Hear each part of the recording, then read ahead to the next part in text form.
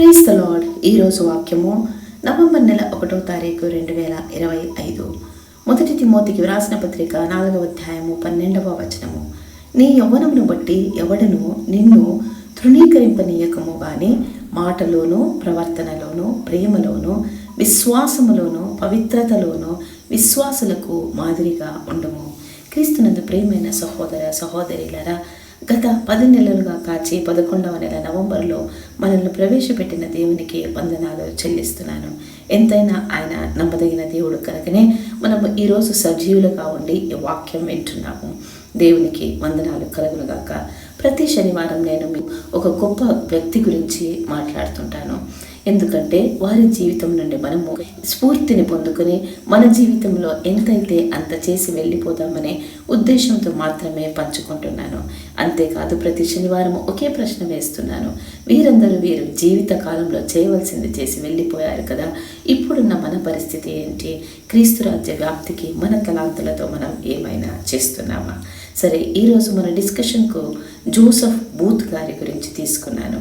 Joseph booth గారు 1851 Derby ఇంగ్లాండ్లో జన్మించారు. 1932లో ప్రభు దగ్గరకు పిలువబడ్డారు. బ్రిటిష్ సెంట్రల్ ఆఫ్రికా, ప్రస్తుత మలావి మరియు దక్షిణాఫ్రికాలో పనిచేసిన ఆంగ్ల మిషనరీ. అతని 30వ దశకంలో బూత్ వ్యాపారవేత్తగా తన వృత్తిని విడిచిపెట్టాడు మరియు అతని జీవితాంతం సెవెంత్ డే బ్యాప్టిస్ట్ మరియు సెవెంత్ డే అడ్వెంటిస్ట్ చర్చిలతో సహా అనేక క్రైస్తవ తెగల కోసం మిషనరీగా పనిచేశాడు. 1891లో ఒక నాస్తికుడు తను బోధించిన దానిని ఆచరించమని, తన వస్తువులని అమ్మి వాక్యాన్ని బోధించడానికి వెళ్ళమని సవాలు చేశాడు.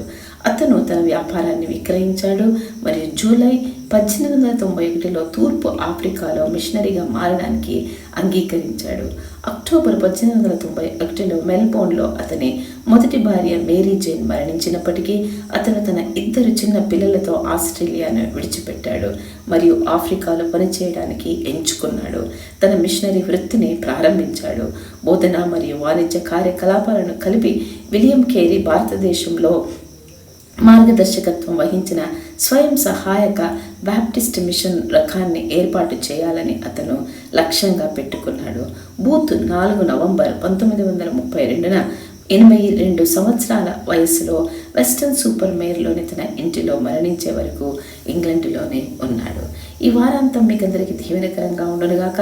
రేపటి దినం ఆదివారం కనుక మీకు పాస్టర్ గారు చెప్పే వర్తమానాన్ని విని ఆశీర్వదించబడండి. దేవుడు రాబోయే నెలంతటినీ మనకందరికీ ఆశీర్వాదకరంగా చేయనుగాక.